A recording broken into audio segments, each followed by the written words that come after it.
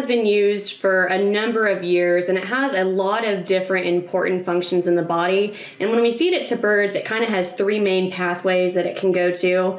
The first being oxidation into betaine.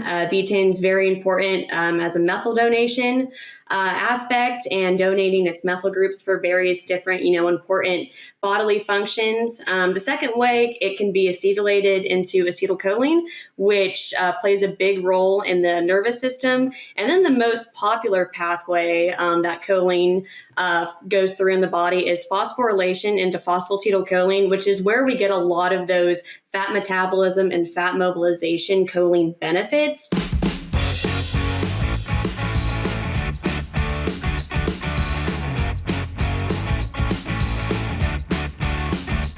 Hello and welcome to another episode of the Poultry Podcast. I'm our host, Pratima Adhikari from Mississippi State University. It's nice to see you all and be back after a while. So today we have in our episode a new guest, Miss Jordyn Studer. Jordyn, welcome to the podcast show. Thank you so much for having me. I'm excited to record.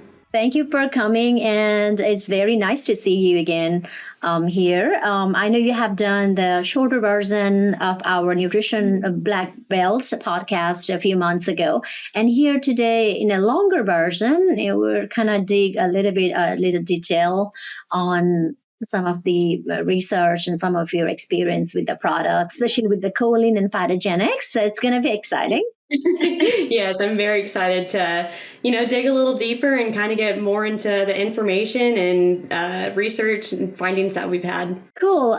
So Jordyn, why don't you introduce yourself and talk a little bit about your background and some of your experience that you would like our audience to hear? Yeah, I am Jordyn Studer. I'm the technical service specialist at Barentz Animal Nutrition.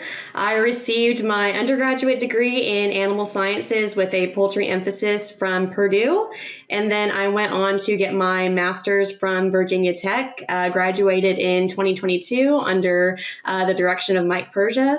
From there, I went to work for another feed additive company based over in Europe. And then I've been with Barentz since May of 2024. And I've really kind of been able to expand my knowledge, expand my connections here, and do a lot of research, which is something that I really love. So I'm excited to explain that a little bit more. All right, that's awesome. So I also saw that you were a graduate of a Midwest Poultry Consortium, and yes, I was.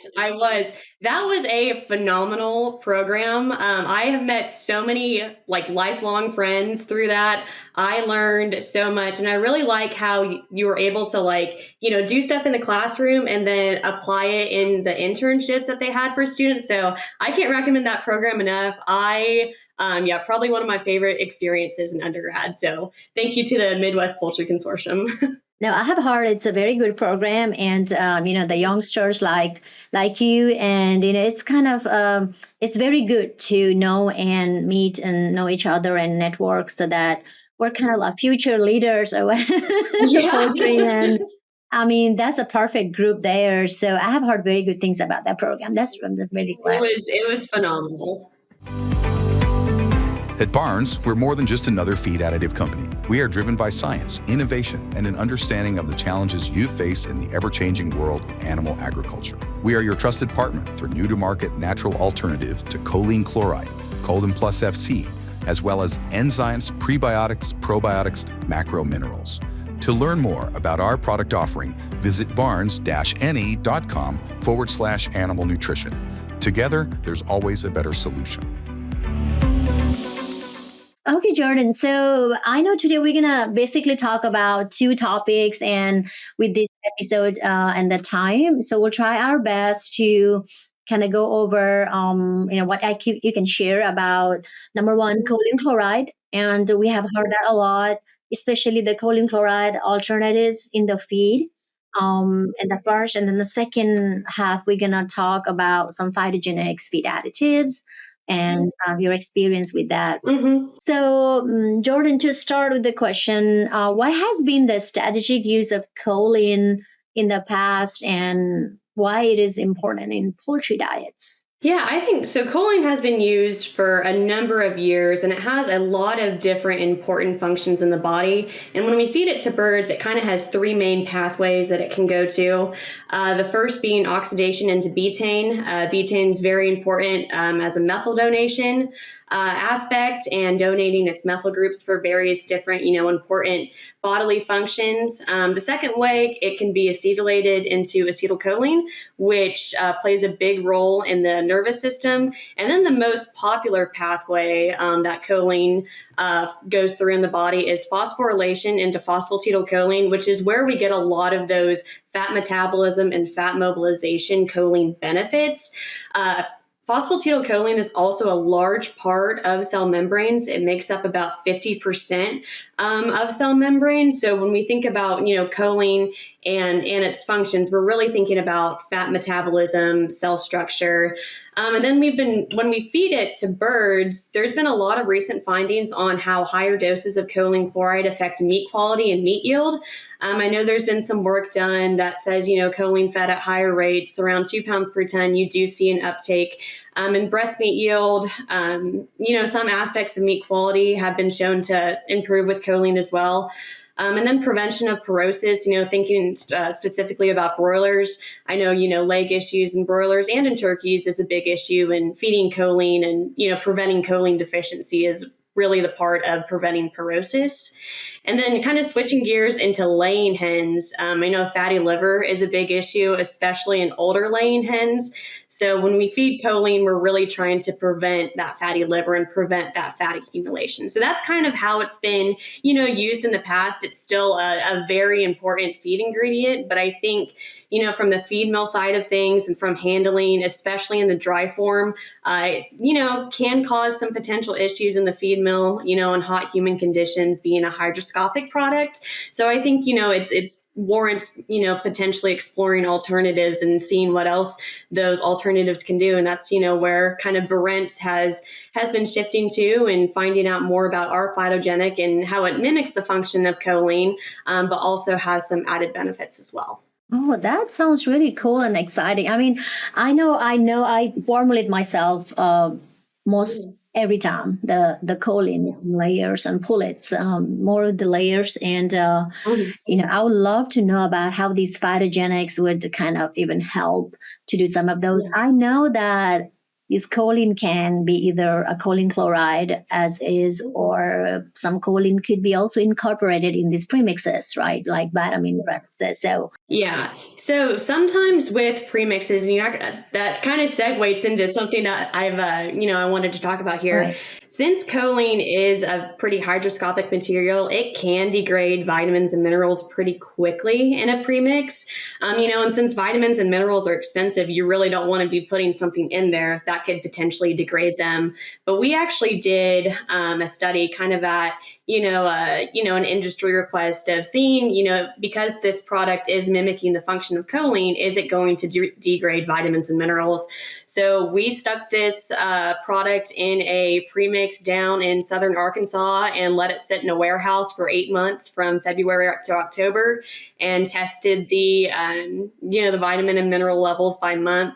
We had some pretty hot and humid temperatures, as you would expect down in southern Arkansas in the summer. I think it got up to like 104 and like 99% or 95% humidity.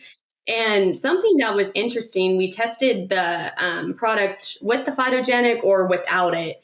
And the VTM that had the phytogenic in it actually sustained higher levels of vitamin D and vitamin E, which is something that, we really didn't, expect to see. We were just looking to, make sure that it wasn't going to degrade anything. But I think because these phytogenics do have some, other antioxidant properties, we could have potentially seen a protective effect against the degradation of vitamins and minerals, which was really interesting. That's interesting. So that's the problem with this choline being, in this the vitamin premixes, because of the what you call the lifespan of these products, right? We really like storage, and we need to store because of the poultry feeding in the warehouse, and then your storage, it has to be constant. We need to store our ingredients. So I think it's a very practical aspect of the thing. And then also with these phytogenics you just mentioned about, like, I'm not sure how many products are there in a phytogenic. So like how, what are they, like, active ingredient wise? Do you want to talk about those? So this product is actually just a one plant phytogenic, or one plant that has 4 different phytogenics in it, and all of those phytogenics are kind of multivalented and multi-targeted. It also has a defatted soy lecithin as a phosphatidylcholine source, and then they do add some turmeric to get the levels of turmeric in the final product to be biologically, active in the animal. So I think with these phytogenics, they have, like I said, a lot of antioxidant, anti-inflammatory properties, but they also have a lot of hepatoprotective or liver health properties as well. That I think, you have it mimicking the functionality of choline, but also being, in and of itself, if I can get that out, a functional feed additive that we see some performance benefits when we've done some research on it. Okay, so it's pretty much like one plant, but you have 4 active ingredients from. That's pretty amazing. Yeah. Our partners that we work with, they have done a phenomenal job, researching this product and making sure that it is a consistent, good, well-researched product. They have some of like the strictest quality control measures I've ever seen. They do like grass chromatography, HPLC on every batch to make sure that the levels of phytogenics are where they need to be, which is something like I value as somebody, who's researched feed additives, and, you want to make sure you have consistency in your product.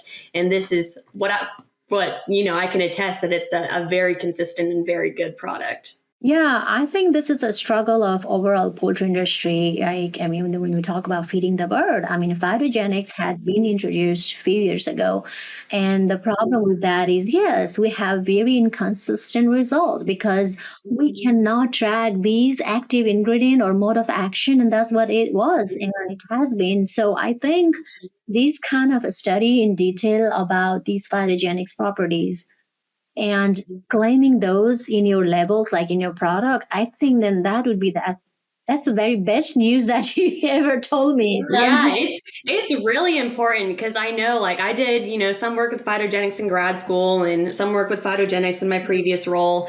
And I think overall, like, the more we research about them, phytogenics are very, very important and can be very good in poultry nutrition, but they have to be consistent. And that's something I've really enjoyed working with this product is any study that they've done over in India, we want to validate in the US to have US data to make sure it's going to work in our system. Every single research study that we've done has had the same results as they've had in India, which shows the consistency of this product. Pretty cool. And I know, like, some of the time, like, it depends on where the product are produced. I mean, especially the plants, because of the location and their soil and then the thing, yeah, and so that that's matters. Yeah. another something interesting to bring up. So they have complete control over the growing, harvesting, processing of this plant. It's grown in a very specific region in India. They work with local farmers to, build up the local economy and create kind of a cool sustainability story.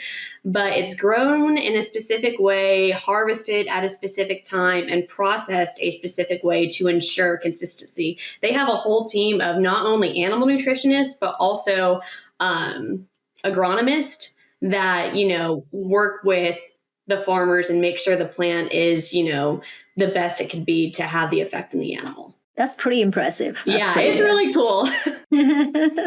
Okay, so Jordyn, so we talk about this, and what do you think about how these phytogenics in the industry? I know we've been using it, and sometimes it depends on the product active ingredient how much we should put. So some company could recommend us lower, some with the similar product and same. Somebody maybe recommend us higher. So what do you think about, and when it comes to, I know almost all of us are using the phytogenics at our farm, right? I mean, like a probiotic, prebiotic cocktail or mixtures, kind of, and then feed additive sections. But how, at the end of the day, like what of some of these metrics, or can you can you study to evaluate these sources? Like, what are some of these things that I know you mentioned a little bit, but I'm not sure if we are able to pass this message across. Like, what metrics that can you study, like, to evaluate these different sources, for example? So metrics like in the actual ingredient or in research? Yes, in the ingredient. Okay, I think it comes down to how you analyze, like, let's say, this phytogenic has a specific level of saponins in it, or this phytogenic has a specific level of turmeric, making sure that they're hitting those targets and also knowing what those targets are to be active or biologically relevant in the animal, I think is kind of those metrics that, you're looking for, and, batch to batch consistency, kind of like we talked about. Oh, cool. So, let me ask you one question, because you work for the industry, and I'm sure you have seen more from industry side. So, how common, if I ask you, in a scale of 1 to 10, how common is this phytogenics? And I'm not saying the phytogenics that may replace the choline chloride, but I'm saying overall phytogenics. Like, how common is it that you use at the farm? How is it coming?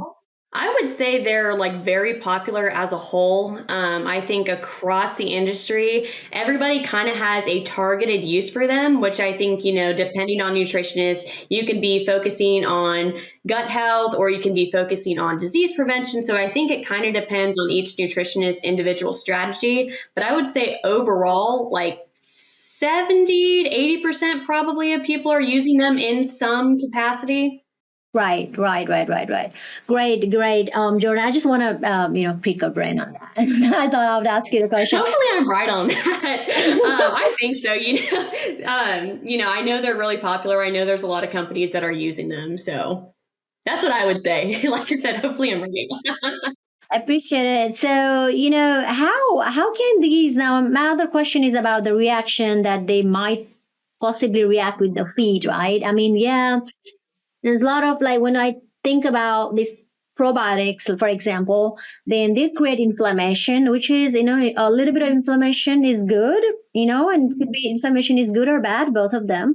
But, that's how they, work on this body and then maintaining the body and tissues and react against this feed additive. Then there's most of the time the nutrient this bird would take, they always have to either maintain their cellular process or then after add on their body, right? I mean, I'm sure something goes with these phytogenics. Have you seen any, like, have you measured throughout your study? And how can these react with other nutrients in the feed? Yeah, so I think, when we think about phytogenics, a lot of the increases in performance that we see or increases in how they're acting with the feed are kind of secondary effects to a better gut health overall. So, preventing leaky gut, having better nutrient absorption and kind of things like that. But we've actually done a study looking at this specific phytogenic on how it affects choline metabolism. So there's a really important gene. It's the SLC44A1 gene that is associated with choline uptake in the enterocytes. So there was a study done that looked at the upregulation of this gene when feeding Choline Plus, our phytogenic. And it actually upregulated this gene on the enterocytes in a choline deficient model, which is leading us to believe that it can interact with the intrinsic choline that's in the diet, because most of your choline is going to be, from soybean meal, from phosphatidylcholine. It can interact with that choline in the diet and make it more bioavailable and absorbable to the animal. It's time for our famous three. AB Vista, an innovative animal nutrition company offering intelligent solutions for the poultry industry. The combination of innovative products, technical expertise, and cutting-edge services provide the ideal tools to drive poultry production. To learn more about AB Vista tools, check abvista.com. Okay, that's pretty cool. So then you have, I'm pretty sure with this product, with phytogenic and with the 4 different type of phytogenic. So what research have you completed? If you can share, And I know you talked a little bit about broiler and layer, about the choline and their uses at the beginning of our episode. But can you tell like what research has been conducted, and then what do you want to do in the future with this Yeah. strategy? So we have been very busy since I started at Barentz researching this product, which has been really fun for me. So when we first started, we kind of wanted to just, validate this product in a U.S. setting. So we looked at, at replacing choline chloride at either 1/3, 1/4, or 1/5 the rates, 1/4 replacement rate being the recommended rate. And we just looked at broiler performance from 0 to 42 days. We did see a, increase or an improvement in FCR overall in the overall experimental period with the 1/4 replacement dose, which is again the recommended dose. And then something that was really interesting and kind of got us thinking that this product could be more than just a choline replacement is we did a nursery pig study. I know we're on the Poultry Podcast Show, but, I want to talk about pigs for a second. We did a nursery study, and those pigs were really health challenged coming off post-weaning. They had a rotavirus outbreak, which led pigs to lose a lot of weight, have a negative average daily gain, and, a negative gain to feed ratio those first 7 days.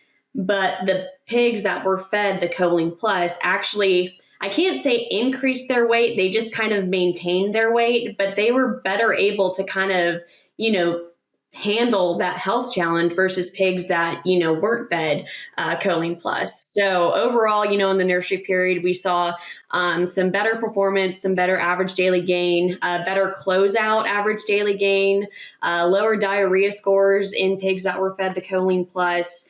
So that kind of got us thinking like, okay, we know these phytogenics are multivalented, multi-targeted. They have a lot of these different properties. So what else, could they be doing?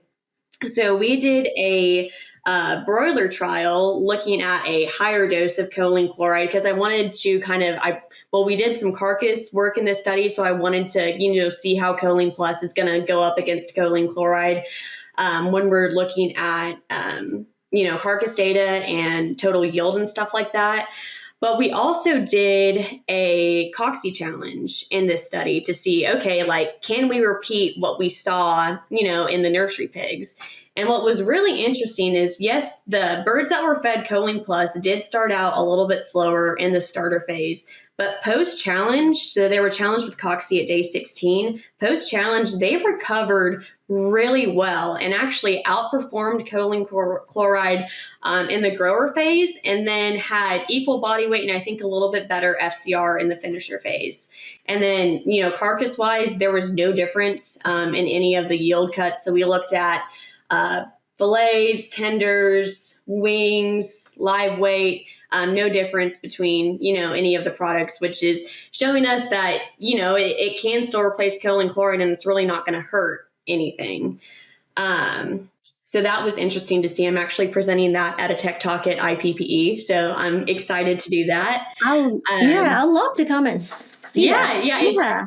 And then we did a study with laying hens, which I was really excited about because that's kind of where my heart is, species-wise in the poultry industry. So we did it down at Virginia Tech. Again, just looked at replacing choline chloride at, either 1/3 or 1/4 of the rate, and tried to create, a choline deficiency. So we had a positive control and negative control.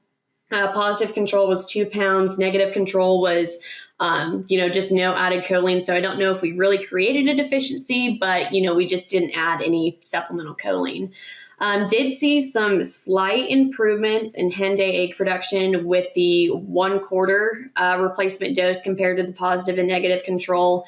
The interesting thing that we saw there was improvements in shell quality, so relative eggshell weight and shell thickness with the addition of Choline Plus, made shell quality a little bit higher.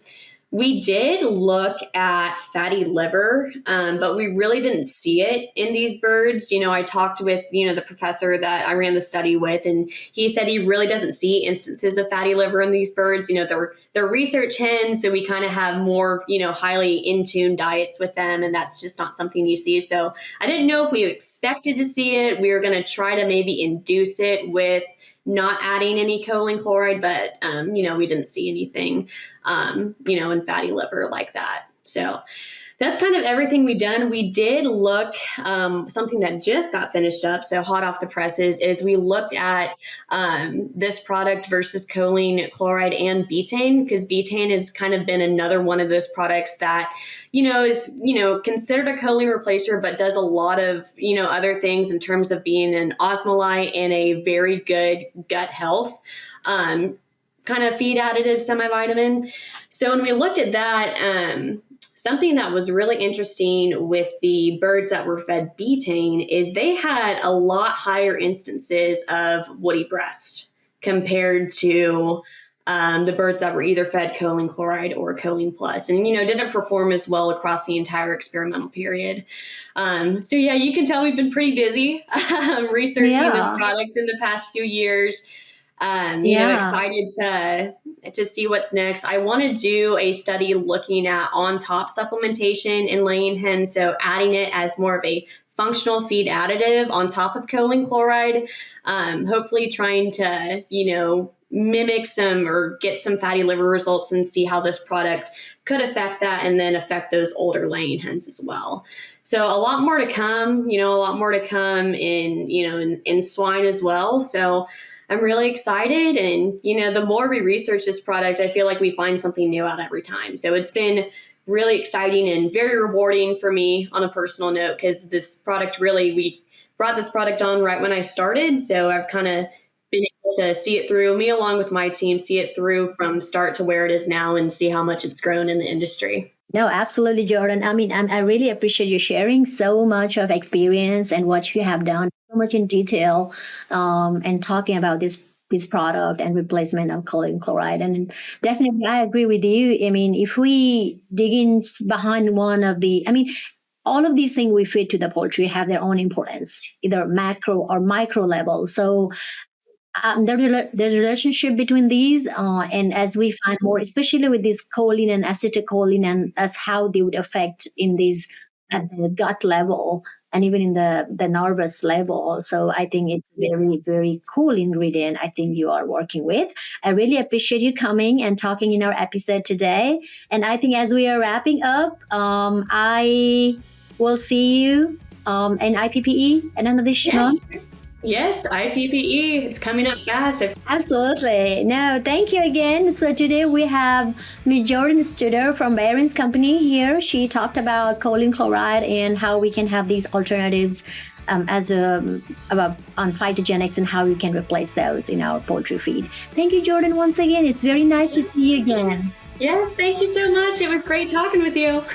Thank you. Bye. Bye.